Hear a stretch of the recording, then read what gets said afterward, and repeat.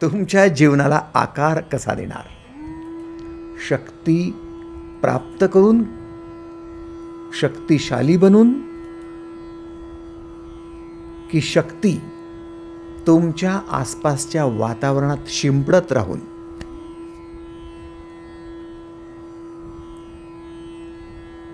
आजपासून शोध शक्तीचा आहे.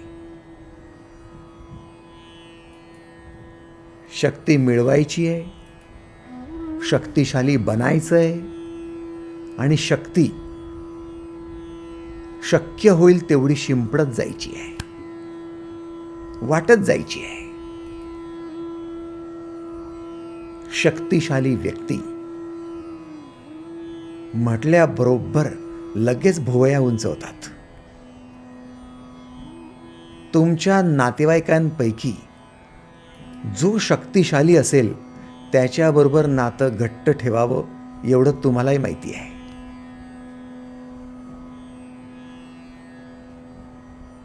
तुमच्या कुटुंबातील शक्तिशाली व्यक्तीबरोबर जुळून राहावं एवढं तुम्हालाही माहिती आहे.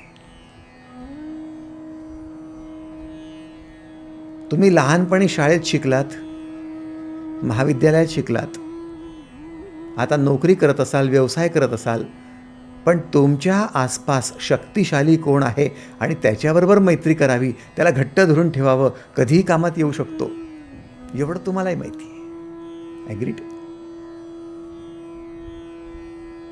जो दुर्बल आहे, शक्तिहीन आहे, गलित गात्र आहे, रोगी आहे, अन्नासाठी भीक मागतो आहे, परेशान झालेला आहे, अशा दुबळ्याबरोबर मैत्री करणं तुम्हाला आवडेल तरी का? तुमचा शोध शक्तीचा आहे. डायरेक्टली, इनडायरेक्टली, प्रत्यक्ष अप्रत्यक्षरित्या तुम्ही शक्तीलाच फक्त शोधताय, पण शक्ती तशी शोधून सापडणार नाही. शक्तीचं रहस्य जोपर्यंत तुम्हाला कळणार नाही तोपर्यंत शक्ती हातीच लागणार नाही.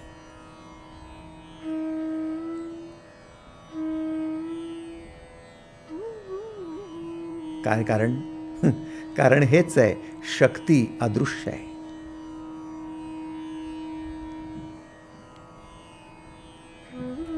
दृश्य असती पदार्थासमान तर ठीक होतं, पण अदृश्य आहे. त्यामुळे शक्ती सगळ्यांच्या हाती लागत नाही, पण फार अशी कमी लोक आहेत ज्या लोकांना शक्ती सापडते. लक्षात घ्या, तुमच्या जीवनातील सगळा संघर्ष संपवायचा असेल, तुमच्या जीवनातील दुःख, रडणं, पीडा संपवायच्या असतील तर तुम्हाला शक्ती आवश्यक आहे. ती शक्ती शोधावी लागेल. ती शक्तीच सर्वश्रेष्ठ आहे. तीच सगळ्यांवर सत्ता गाजवणारी रहस्यमयी बाब आहे. सगळ्या पृथ्वीतलाला व्यापून टाकणारी तीच शक्ती आहे आणि ती शक्ती तुम्हाला बाहेर शोधून सापडत नाही. ती शक्ती आतमध्येच असते. तिचं नाव आहे चिती शक्ती.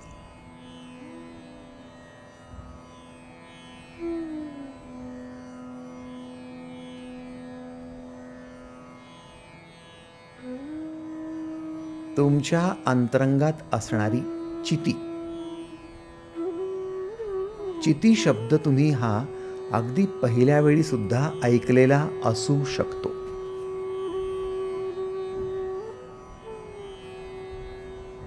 पण हा शब्द, हा चिती शब्द, हा अगदी सोप्या भाषेत सांगायचा जो शब्द तुम्हाला माहिती आहे तो आहे प्रेम. चिती म्हणजे प्रेम. तुमचं चित्त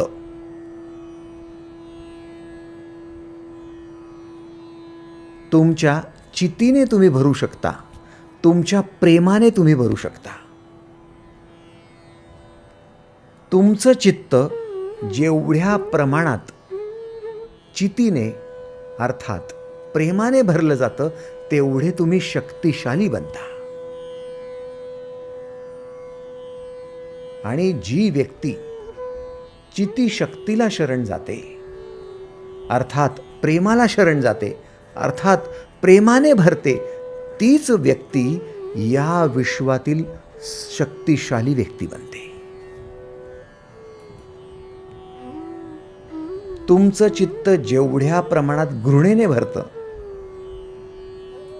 द्वेषाने भरतं, तेवढ्या प्रमाणात तुम्ही दुर्बल होत जाता. तुमची घृणा तुम्हाला दुर्बल बनवत जाते.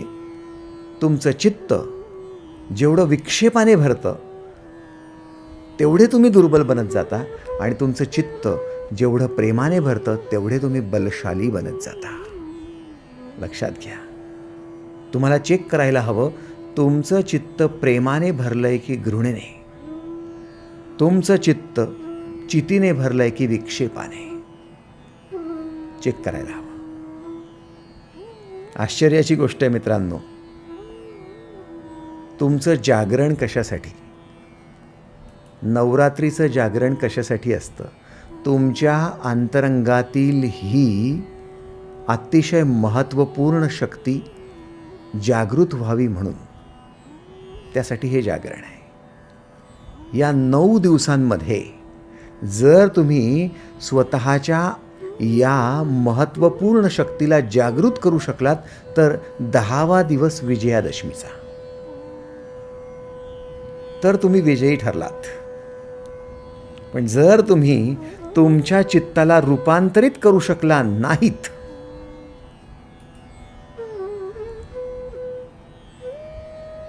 तर तुमचा विजय कदापि संभव नाही. गैरसमज करून घेऊ नका. सीमोल्लंघन करण्यासाठी तुम्ही जाल, आपट्याची पानं हाणाल, देवासमोर ठेवाल, 4 चौघांना द्याल आणि म्हणाल दसरा दसरा. तुमचं जीवन सोन्याचं होणार नाही, तुमचं जीवन समृद्ध होणार नाही, कारण तुम्ही शक्तिशाली झालाच नाहीत. नवरात्र तुमच्यासाठी अजूनही काळ रात्रच ठरली आहे. म्हणून ह्या 9 दिवसांमध्ये तुम्ही तुमचं जागरण करा, तुम्ही स्वतःला समर्थ बनवा आणि मग विजयी घोषित होऊनच तुम्ही समाजासमोर या. हे 9 दिवस तुमचे अतिशय महत्त्वाचे स्वतःसोबत वास करण्याचे आणि तो 10वा दिवस लोकांसोबत मिळण्याचा, भेटण्याचा. नवरात्रीत लोकांना भेटण्याची गरज नाही.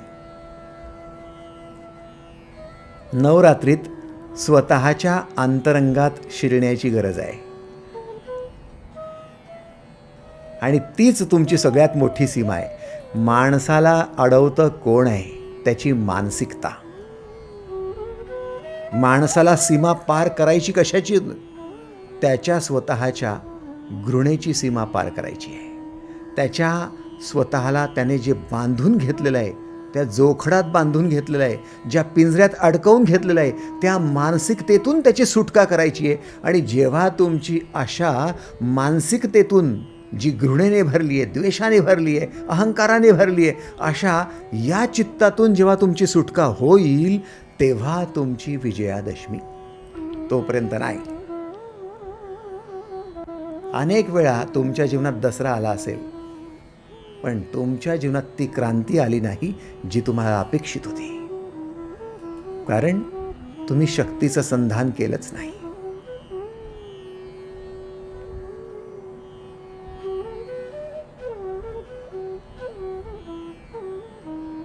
लोक नवरात्रीचे उपवास करतात. उपवासाचा अर्थ ठाऊक आहे? शरीराला अन्न न पुरवणं म्हणजे उपवास नव्हे.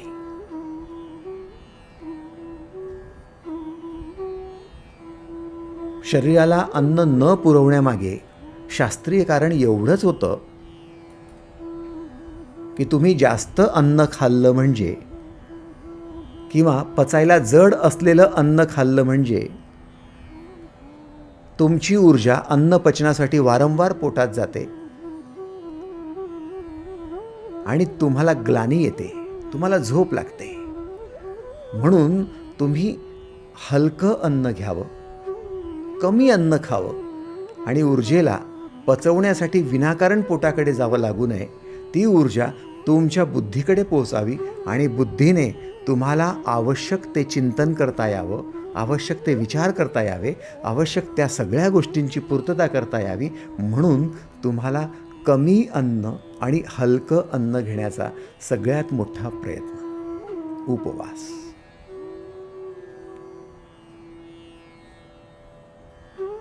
शास्त्रोक्तरित्या उपवासाला समजून घ्या. विनाकारण भलत्याच भानगडीत पडू नका. कवायती करत बसू नका. पिटीचे हात नाही येथे. स्वतःला शक्तिशाली बनवणं म्हणजे शाळेतले 2-4 हात आडवे करा, उभे करा, वर करा, खाली करा म्हणजे शक्तिशाली बनलो असं कधी झालं का? तुम्ही आम्ही सगळ्यांनीच पिटीचे हात केलेत आणि आपल्यापैकी बऱ्याच जणांना पिटीचे मास्तर दिसले म्हणजे वाकुल्या दाखवायची सवय होती.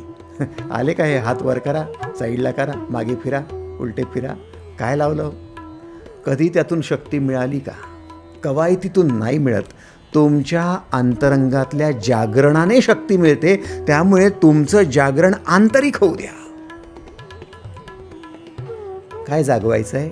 तुमच्या चित्तात चिती जागवायची, म्हणजे तुमच्या चित्तात प्रेम जागवायचं आहे. तुमचं जागरण 9 दिवसात प्रेमाचंच असायला पाहिजे. फक्त प्रेमाचं जागरण. तुम्ही किती प्रेम जागवताय, तुमची नवरात्री तेवढीच सफल होणार आहे. लक्षात घ्या मित्रांनो, 2 गोष्टी कधी विसरू नका. पहिली आहे गुरुत्वाकर्षण आणि दुसरी आहे प्रेमाकर्षण.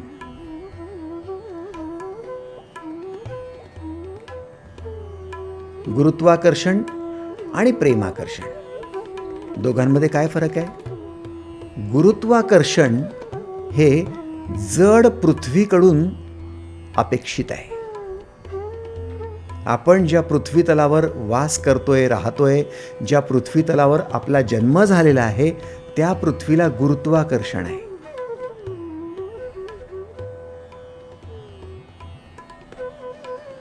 पृथ्वीच्या गुरुत्वाकर्षणाच्या कक्षेत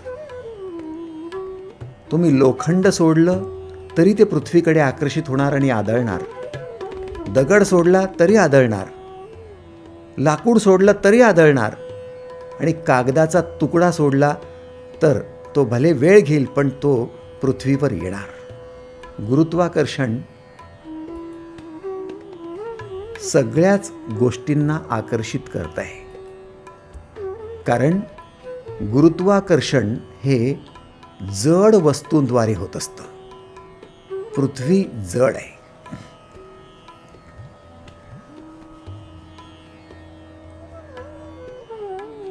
गुरुत्वाकर्षण होणारच.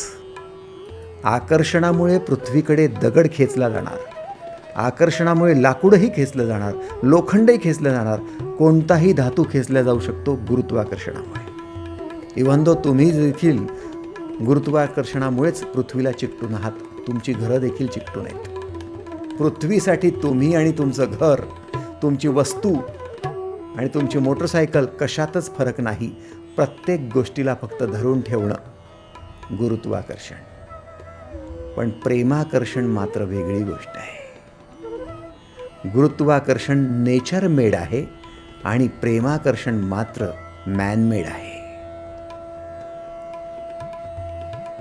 तुमचं प्रेम निर्माण झालं म्हणजे तुम्ही सगळ्याच गोष्टींना आकर्षित कराल असं नाही.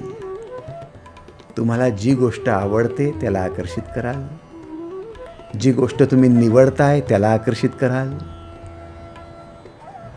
आश्चर्य आहे. प्रेमाने भरलात म्हणजे तुम्ही तुमच्यासाठी कल्याणकारी असलेल्या गोष्टींनाच आकर्षित कराल. अंतरंगात प्रेम निर्माण झालं म्हणजे तुम्हाला दारू प्यायची की दूध प्यायचं हे आपोआप कळायला लागतं. असं कधी झालंय की खूप प्रेमाने भरलाय आणि चरस, गांजा, अफीम किंवा कुठले ड्रग्ज ह्या गोष्टींना तो घेतोय? Is it?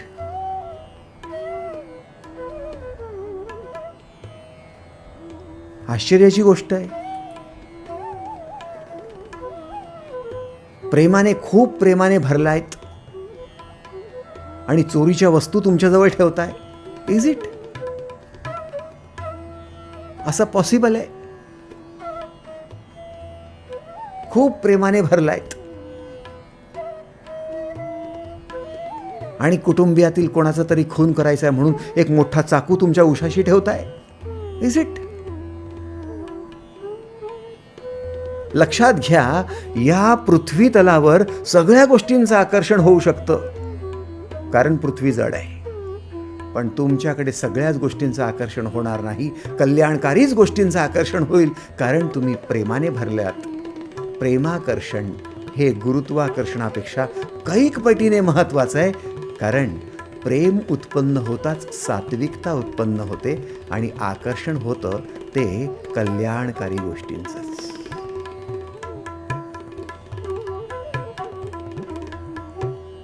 तुम्ही शक्तिशाली कोणाला म्हणाल? हिटलरला? शक्तिशाली कोणाला म्हणाल? ओसामा बिन लादेनला? आतंकवाद्यांना? कोणाला म्हणाल? सांगा तर. शक्तिशाली कोण? जो आतंकवादी आहे, स्त्रियांवर अत्याचार करतोय, जो बलात्कारी आहे, तो शक्तिशाली कोण? जो कल्याणकारी गोष्टींना निवडतोय, त्यांना आकर्षित करतोय, तो शक्तिशाली. गुरुत्वाकर्षण आणि प्रेमाकर्षण दोघांमध्ये फरक आहे. तुम्ही जर कोणत्याही गोष्टींना तुमच्याकडे आकर्षित करू लागलात तर फक्त जड बुद्धीचे ठराल, गुरुत्वाकर्षणाप्रमाणे जड बुद्धी. पण जर प्रेमाकर्षण करू लागलात तर मात्र तुम्ही जड बुद्धी ठरणार नाही, तुम्ही विवेकी ठराल. तुमचा विवेक, तुमची बुद्धिमत्ता, तुमची प्रगल्भता तुमच्या प्रेमाकर्षणामध्ये आहे आणि तुमचं प्रेमाचं आकर्षण वाढण्याची शक्ती, तुमचं प्रेमाकर्षण शक्ती जशी जशी वृद्धिंगत होत जाते तसं तसं तुमचं नवरात्र सफल व्हायला लागतं, तुमचं जागरण व्हायला लागतं, प्रेमाचं जागरण.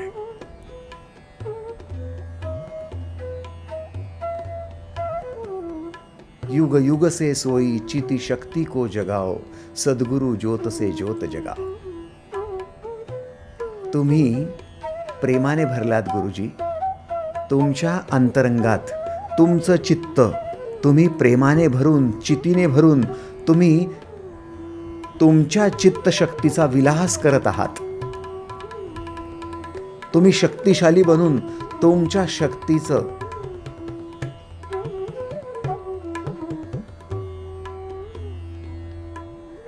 सगळ्यांना प्रसाद वाटत आहात. तुमची शक्ती तुम्ही सगळ्यांवर अक्षरशः ओतून देत आहात, तिला शिंपडत आहात. आमची सुद्धा चित्त आता चितीने भरू द्या. युग युग से सोई चिती शक्ती को जगाओ. मित्रांनो, तुम्हाला तुमच्या प्रेमाला जागृत करण्यासाठी बाहेर जगात पाहण्याची गरज नाही. तुमच्या अंतरंगातच तुमचं प्रेम जे झोपलेलं आहे, निद्रिस्त आहे, ते जागं होऊ शकतं. वाल्या कोळ्याचं झोपलेलं प्रेम वाल्मिक बनला आणि जागं होऊन गेलं. अंगुलीमाल सारख्या एका डाकूचं अंतरंगात झोपलेलं प्रेम जागं झालं आणि तो बुद्धत्वाला प्राप्त झाला. आपण सुद्धा जीवनात कितीतरी ठिकाणी निगरगट्ट होतो आणि हळूहळू प्रेमाने भरत गेलो आणि आज आपण त्याच गोष्टींकडे फार वेगळ्या दृष्टीने बघतोय. Agreed or not? एक दिवस होता ज्या दिवशी आपण सुद्धा आपल्या पत्नीवर हात उगारत होतो, किमान इच्छा बाळगत होतो, किमान तिला डोळे मोठे करून दाखवत होतो. पण आज त्याच पत्नीसाठी प्रचंड प्रेम, जणू काही त्या पत्नीचे पिता बनलो आहोत.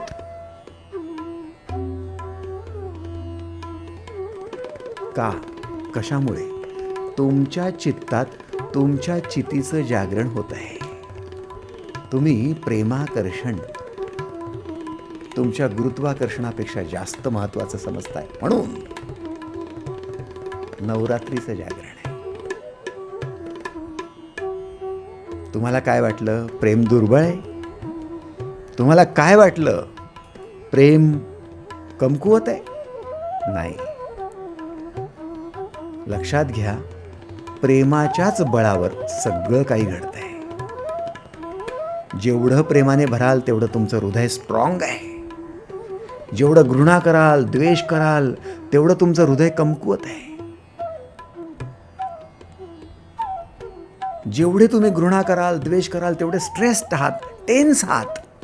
तुमच्याच ऑफिसमधल्या तुमच्याच सहकाऱ्यांबद्दल तुम्ही घृणा करा तर खरं. तुम्ही तुमच्या वरिष्ठांबद्दल, तुमच्या ऑफिसच्या बॉसबद्दल द्वेष तर करा. काम तर करावंच लागतंय हो, पण द्वेषासह केलेलं काम.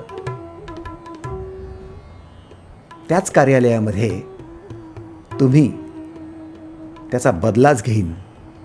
माझं प्रमोशन तर होऊ दे, मी दाखवेन त्याला. तुम्ही त्याच्याबद्दल असूयेचा भाव ठेवा. काम तर तुम्हाला करावंच लागतंय, पण किती टेन्शन खाली, किती स्ट्रेस्ड आहात, किती टेन्स आहात. आणि तुम्हाला काय वाटतं, तुमचं हृदय चांगलं काम करू शकेल?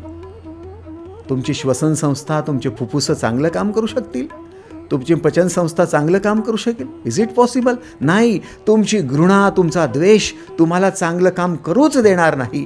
तुम्हाला तुमचं शरीराचं आरोग्य टिकून देणार नाही. तुम्ही दुर्बल ठराल.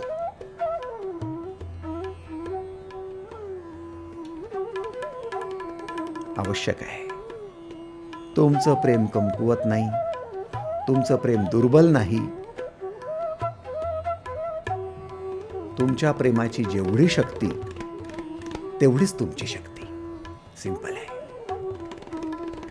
आणि उगाच असं वाटत होतं मानवाला की मानवाच्या मसल स्ट्रॉंग असल्या आणि 4 लोकांना तो हत्तीसारखं फेकून देत असला आणि हातात तलवार घेऊन 2-4 लोकांना कापून काढत असला म्हणजे माणूस स्ट्रॉंग आहे. त्याचा हा गैरसमज काढून टाकण्यासाठी काही हाताच्या मसल नसलेल्या आणि काही हातात तलवार घेऊन 25 जणांना मारून टाकण्याची तयारी नसलेल्या अशा एका, जिला समाज सर्वसाधारण समजत होता, कमजोर समजत होता, तिला देवीची उपमा देण्यात आली. तिला शक्तीची उपमा देण्यात आली. तिला सरस्वती म्हणण्यात आलं. तिला शारदा म्हणण्यात आलं. तिला लक्ष्मी म्हणण्यात आलं. तिलाच दुर्गा म्हणण्यात आलं. तिलाच अंबिका म्हणण्यात आलं. आणि सगळं जग हळूहळू त्या देवीच्या पायी पडायला लागलं, चरणी पडायला लागलं आणि त्या देवीची उपासना करायला लागलं. कशासाठी? शक्तिशाती. या देवी सर्वभूतेषु दयारूपेण संस्थिता नमस्तत्सै नमस्तत्सै नमस्तत्सै नमो नमः. ही शक्तिशाली देवी, जिच्या मसल्स पण नाही आहे, ती एवढी शक्तिशाली कशी बनली? कशाच्या भरवशावर बनली? कशाच्या बळावर बनली? एकच फक्त प्रेम. ती प्रेमाची देवी. आणि तिने मग राज्य केलं, सत्ता गाजवली. तुमच्या घरात सांगा तर खरं साहेब, तुमच्या मसल स्ट्रॉंग असतील, पण तुमच्या घरात सत्ता कोणाची चालते? तुम्ही म्हणाल आमच्या पत्नीची. पत्नीची सत्ता का चालते? कारण ती शक्तिशाली आहे. ती शक्तिशाली काय? कारण ती प्रेम तुमच्यावर उधळते, कारण ती प्रेम शिंपडते. पण त्याच पत्नीने प्रेम शिंपडणं बंद केलं तर तुम्हीच तिच्यावर हात उगारता. तुम्ही विसरून जाता ती देवी आहे. कसली शारदा आणि कसली सरस्वती.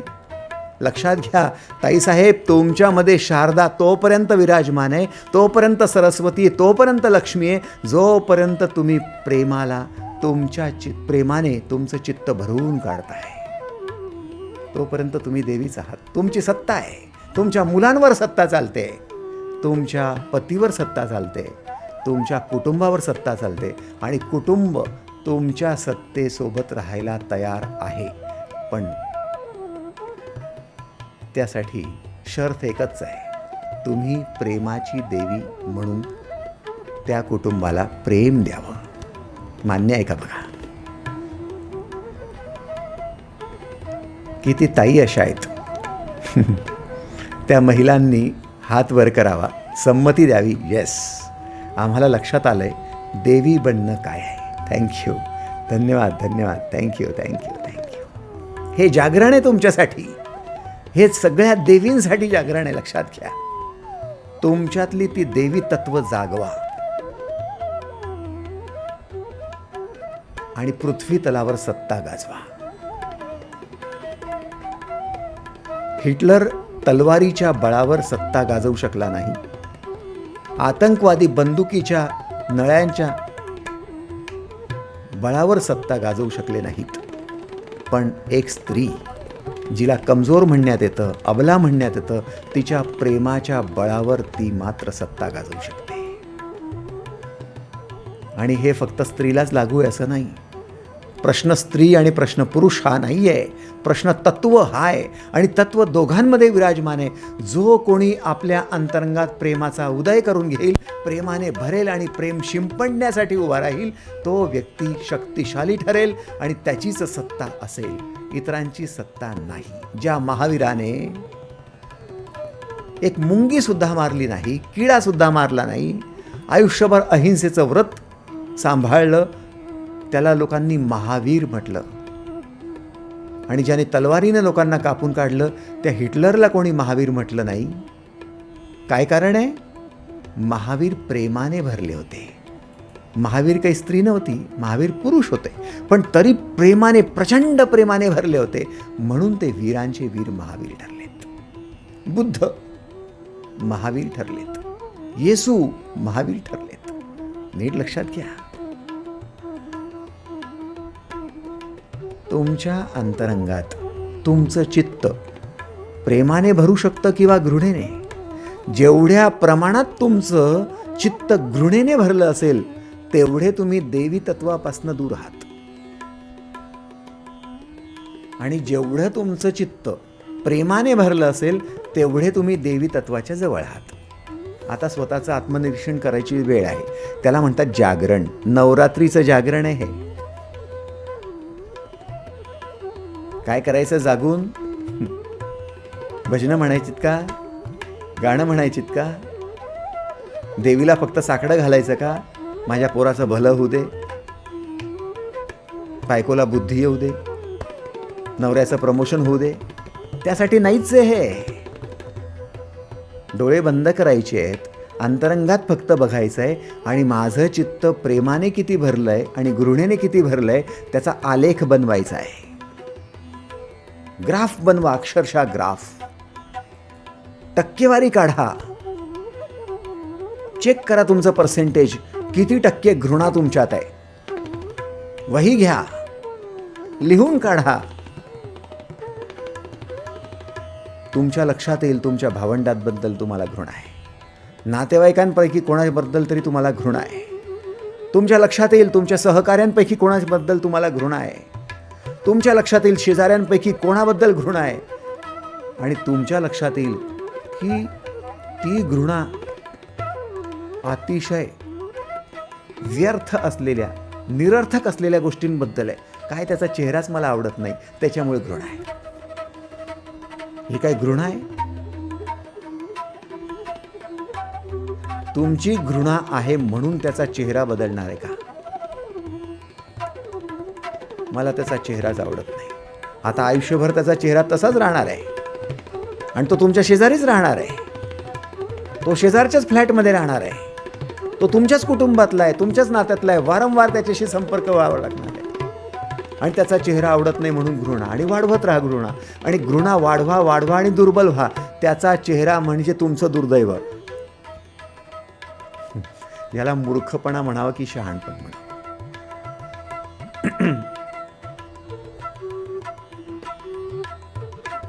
त्याचं बोललेलंच आवडत नाही, त्याने तर बोलूच नाही माझ्यासमोर. आता काय तुमच्यासाठी त्या बोलणं बंद करणार? त्याने तोंड उघडलं म्हणजे माझी तळपायाची आग मस्तकाला जाते. हे तुमचे वाक्य आहेत. तुमच्या यादीमध्ये सापडेल तुम्हाला असा एखादा व्यक्ती, पण तुम्ही कोणाबद्दल घृणा करताय? ती व्यक्ती एक्स आहे की वाय आहे की झेड आहे? ती घरातली आहे की बाहेरची आहे? ती नात्यातली आहे की नात्याच्या बाहेरची आहे? ती सहकाऱ्यांमधली आहे की तिकडची आहे? काही संबंध नाही आहे. घृणा होते आहे ना, इट मॅटर्स. करा विचार करा. घृणा कोणाबद्दल होते आणि कोणत्या कारणाबद्दल होते त्याला महत्त्व नाही आहे. घृणा करून तुम्ही तुमचं चित्त त्या घृणेने भरताय, विक्षेपाने भरताय. विक्षेप म्हणजे काय? आवड निवड करण्याची क्षमता संपणं. विक्षेप म्हणजे काय? ड्युॲलिटी. इकडे की तिकडे, तळ्यात की मळात. काय करावं काही सुचत नाही. याच्याशी बोलावं पण लागतं आणि बोलायची मुळीच इच्छा नाही आहे.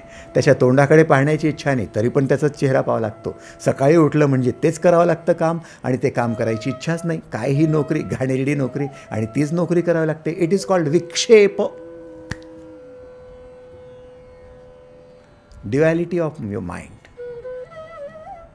का म्हणून मी करतोय हा व्यवसाय?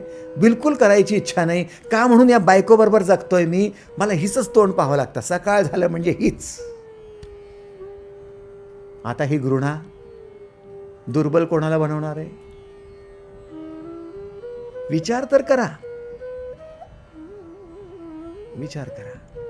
म्हणून पुन्हा पुन्हा आठवण करून देतो, तुमच्या प्रेमाचा उदय बाहेर जगात होणार नाहीये. प्रेमाचा उदय आतच होणार आहे. आणि प्रेमाचा उदय होईल तर शक्तीचा तुमचा उदय होणार आहे. म्हणून शक्तीचा उदय आतच होणार आहे, बाहेर नाही. आणि जिथे शक्ती असेल तिथे वैभव असणार आहे, तिथे ऐश्वर्य असणार आहे. म्हणून तुमच्या ऐश्वर्याचा किंवा वैभवाचा उदय आतच होणार आहे, बाहेर नाही.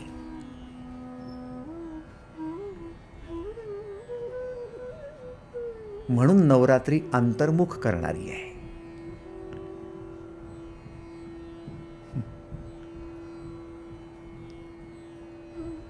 प्रेम सुंदरता निर्माण करतं आणि घृणा कुरूपता.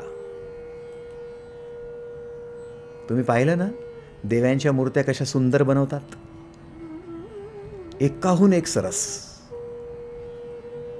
पाहतच राहावं एवढं विलोभनीय असं रूप. आणि 9 दिवस त्यांचा शृंगार. सगळ्यांना मोहून टाकणाऱ्या ह्या मूर्त्या. काही मूर्त्या तर अशा असतात की मानव एवढा सुंदर असू शकतो असं आपल्याला वाटायला लागतं. इतकी सुंदरता, इतकी रेखीवता, एवढी कोरीवता. जसं शक्य असेल तेवढं सुंदर करण्याचं, तेवढा शृंगार करण्याचा सगळा आटोकाट प्रयत्न केलेला असतो. आणि त्या मूर्तीसमोरून मग गर्दी हटत नाही. ॲग्रीड?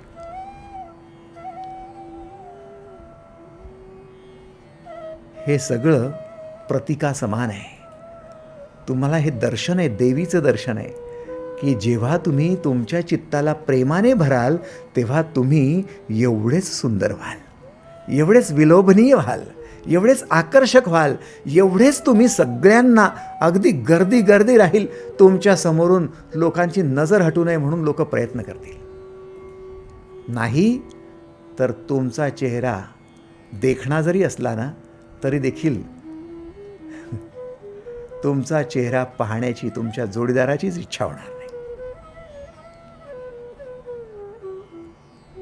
शापित जीवन आहे.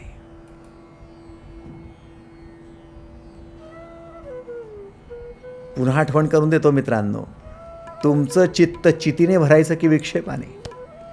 आजपासून मला नाही वाटत चिती शब्द तुम्ही विसराल. हा संस्कृत शब्द आहे. हा पुरातन ऋषीमुनींचा शब्द आहे. त्याचं नाव आहे प्रेम. हा आपल्या बोलीभाषेतला शब्द आहे. प्रेमाने भराल की घृणेने, तुम्हीच ठरवा. आणि त्यासाठी हा पहिला दिवस महत्त्वाचा. तुमच्यासाठी पहिला दिवस एक सगळ्यात मोठं तत्त्व घेऊन आला आहे, तुमचं आत्मनिरीक्षण करण्याचं. तुम्ही प्रेमाने भरलायत की घृणेने, चेक करा.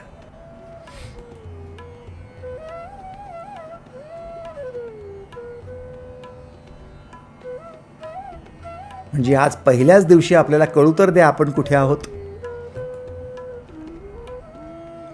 हम होंगे कामयाब एक दिन. कशावर डिपेंड आहे? एक दिवस आमचा पण येईल. कशावर डिपेंड आहे? एक दिवस आमच्याजवळ पण चांगली संपत्ती असेल, आमचं पण मोठं घर असेल. कशावर डिपेंड आहे? खूप दागिने असतील, मुलाचं लग्न थाटामाटात लावलेलं असेल, आमचे पण सगळे नातेवाईक आमच्यावर प्रेम करत असतील. कशावर डिपेंड आहे? फक्त भविष्याच्या स्वप्नांवर? नाही. तुमच्या वर्तमानात आज, इथे आणि आत्ता तुमच्या आत्मनिरीक्षण करून चित्तामध्ये कुठे कुठे घृणा आहे त्याला काढून टाकण्यावर डिपेंड आहे. ती घृणा काढून टाका आणि त्याला प्रेमाची जागा द्या आणि प्रेमाने प्रचंड भरून जा आणि तुम्हाला तो दिवस वाट बघावी लागणार नाही. तुमची गाडी लेट येणार नाही. तुम्हाला रेल्वे स्टेशनवर ताटकळत बसण्याची गरज नाही. तुमची गाडी आलीच समजायचं. संपत्तीची पण आली, स्नेहाची पण आली, सहकार्याची पण आली आणि आरोग्य बघा कसं येतं. सगळंच आलं. फक्त अंतरंगातून त्या देवीची उपासना करा, ज्या देवीच्या असण्याने तुमचं असणं स्पष्ट व्हायला लागतं, तुमचं अस्तित्व स्पष्ट व्हायला लागतं, तुमचं प्रेम प्रकट व्हायला लागतं. तुमचं प्रेम जोपर्यंत अंतरंगात चित्ताला भरणार नाही तोपर्यंत तुम्ही इतरांवर प्रेम शिंपडू शकणार नाही. पहिले आतमध्ये भरा, त्याच्यानंतर पाझर बाहेर फुटणार आहे. आतमध्ये घड्यामध्येच काही नाही आहे, त्या मडक्यामध्येच काही नाही आहे आणि पाझर कुठून येईल? प्रेमाचा पाझर फुटू द्या म्हणतात, कुठून येईल? तुम्ही प्रेम तुमच्या कुटुंबियांवर कुठून कराल? शेजाऱ्यांवर कुठून कराल? भावंडांवर कुठून कराल? सहकाऱ्यांवर कुठून कराल? आतच नाही आहे. आत काय मग? घृणा आहे. काढा बाहेर. कशी निघेल? शोधा तर खरं, कोणाप्रती घृणा आहे, कोणाचा द्वेष आहे, कोणाचा बदला घ्यायचा आहे, कोणाची ईर्ष्या आहे. शोधा तर खरं, लिस्ट बनवून टाका.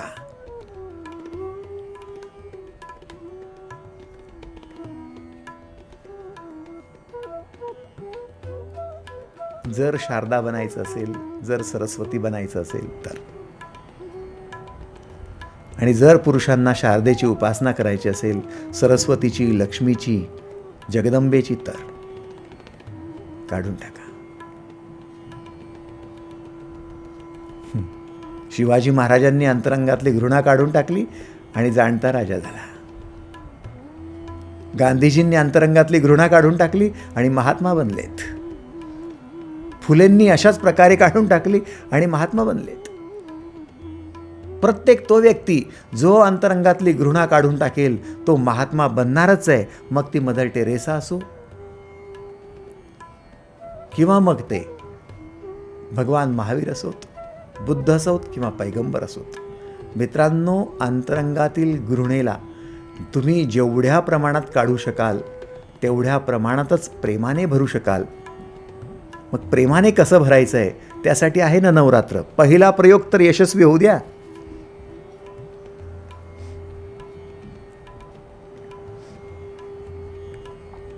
घरातील कचरा दूर केल्याशिवाय घरातलं सुंदर फर्निचर रचण्यात अर्थ काहीच नाही.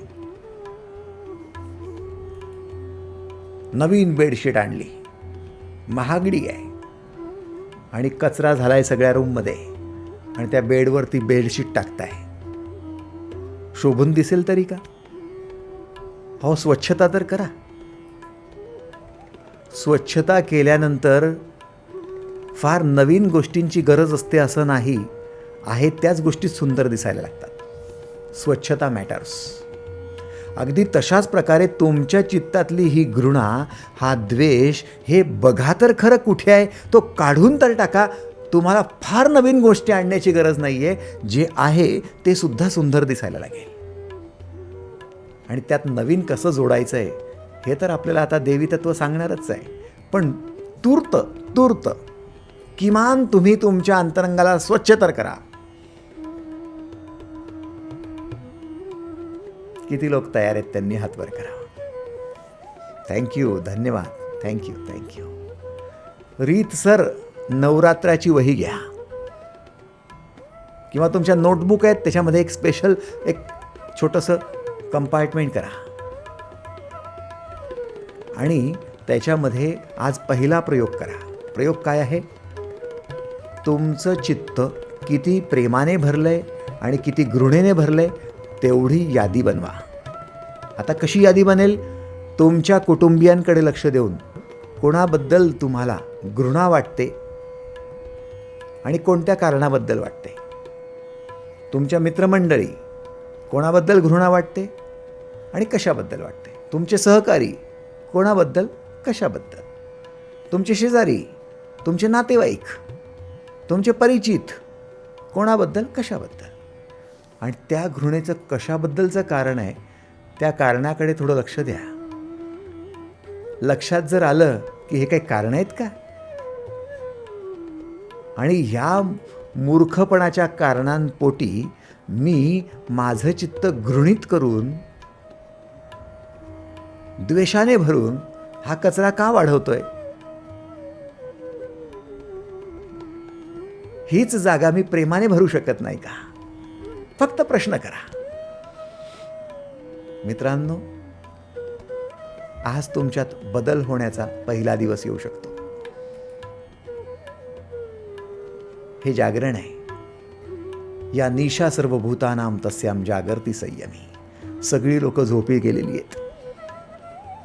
लक्ष कुठे आहे? बस माझं सौंदर्य. लक्ष कुठे?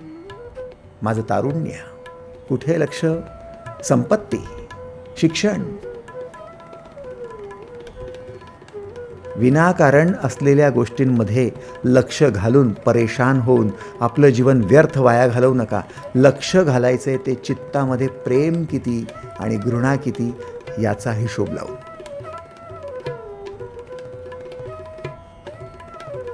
आपण मागच्याच आठवड्यात शिकलोय, आपल्याजवळ एखादी गोष्ट अजूनही तशीच पडू नये याची जाणीव झाली म्हणजे ती गोष्ट योग्य की अयोग्य ह्याच्यावर आपण विचार करायला लागतो. ती तशीच पडू नये आणि जर ती अयोग्य आहे तर काढा ना बाहेर. जाणीव तर होऊ द्या की तुम्ही काट्यांवर बसलेले आहात. जाणीव तर होऊ द्या कचरा कुंडीवर बसलेले आहात. ती जाणीव झाली म्हणजे मला नाही वाटत की आपण कचरा कुंडीत बसून राहू. समजू तर द्या, भानावर तर येऊ द्या, जागरण तर होऊ द्या की अरे नाही हा कचरा आहे रे बाबा, ह्याच्यावर कुठे बसलोय. उठ उठ उठ उठ म्हणावं लागणार नाही, स्वतःच उठून जा. अंतरंगातील घृणा चेक करा, द्वेष चेक करा. एकच आहे ते. घृणा, द्वेष, ईर्ष्या, मत्सर हे सगळं एकच आहे. ॲग्रीड? आजसाठी एवढंच. आपल्या सगळ्यांना या महत्त्वपूर्ण पर्वाच्या पुन्हा हार्दिक शुभेच्छा आणि प्रयोगासाठी सगळ्यात महत्त्वाच्या शुभेच्छा.